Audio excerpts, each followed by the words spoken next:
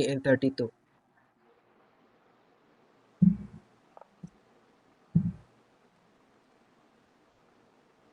Ay, nangyari.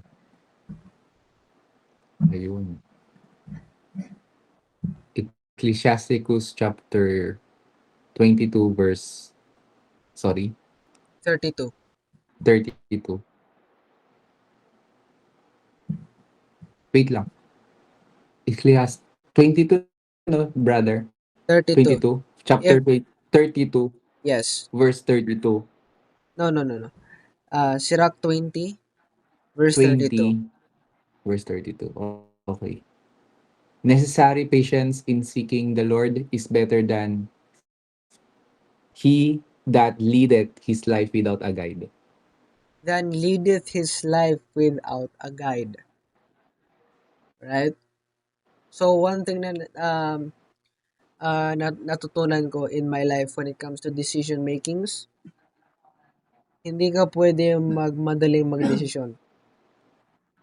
You have to wait for the Most High.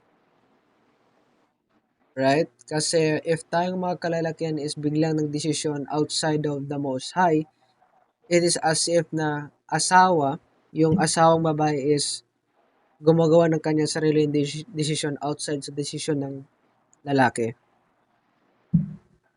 So as men, yes, we make the decisions, pero we must wait on the direction of Christ. Right? So every decision, magdadasal muna, right? Lord, is this your will?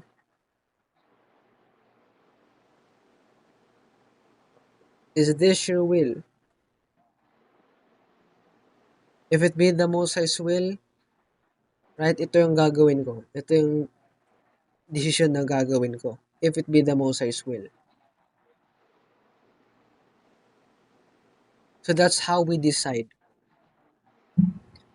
Kasi we cannot make decisions na outside sa plano ng the Most High. Kaya sinabi, necessary and patience of seeking the Lord is better than leading his life without a guide. Mind you, sinabing without a guide. Folks, yung guide po natin is Christ. This is our guide. So that's how we decide. Let's go up to Psalms 32 verse 7 to 9.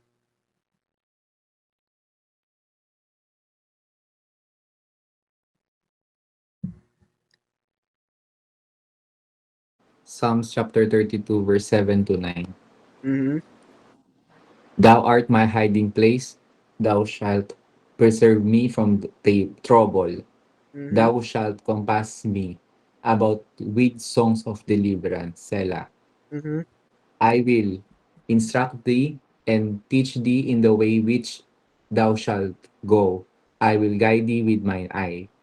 Be ye not as the horse or as the mule, which have no understanding, whose mouth must be held in with bit and bridle, lest they come near unto thee. Mm-hmm. So sinabi ng the Most High sa verse 8, I will instruct thee, I will teach thee in the way that you should go.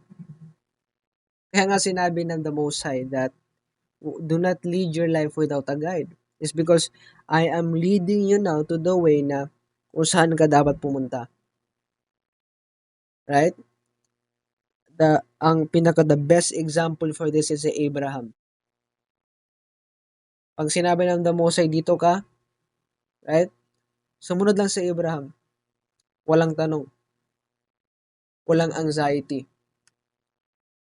The problem with our generation today, okay, is hindi nila kaya yung the feeling of uncertainty. Gusto nila na alam na nila yung yung the answers already. Saan ba 'to papunta? Right? Gusto kong malaman ngayon ano yung sagot. Gusto ko klaro. When most of the time, folks, is hindi ibibigay sa yung lahat ng kasagutan. You just have to have a leap of faith in the unknown. Katulad kay Abraham.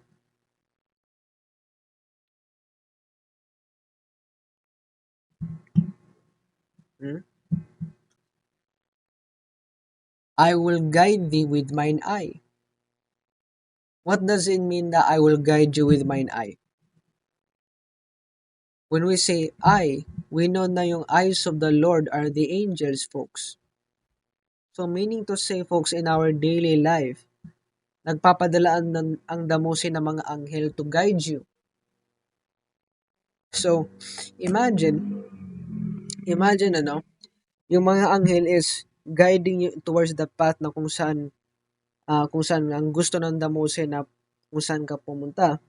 Pero since you have your own decision makings, gusto mong gawin yung gusto mong gawin, ngayon nagkakaroon ng what? Tension. Kaya nga sinabi dito sa verse 8 na be not as a horse na what? Nahihilain ka pa. What does it mean? Huwag ka namang matigas ng ulo. Just be obedient. Just be submissive. Huwag na magpaka-rebelde. That's it.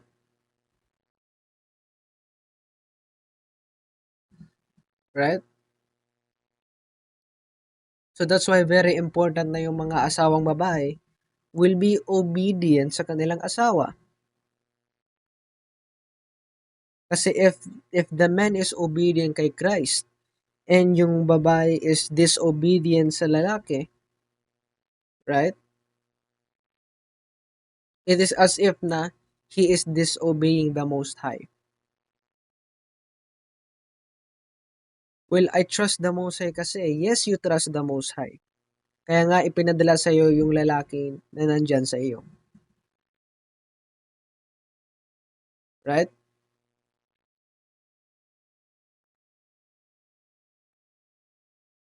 Let's go to the last verse, Isaiah 48 and 17.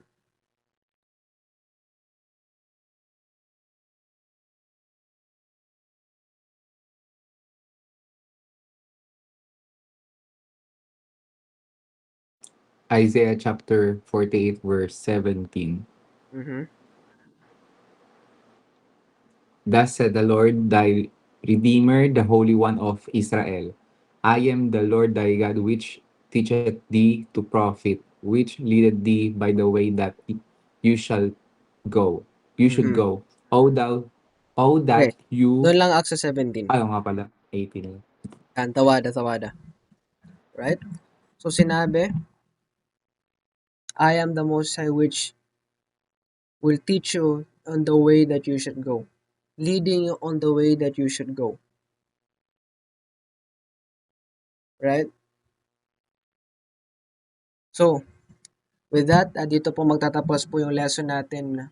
The man's leadership is through his obedience and submission to Christ. I just want to say all praise be to the Most High, Ahaya, Bahashim, Yeshaya, Warawak.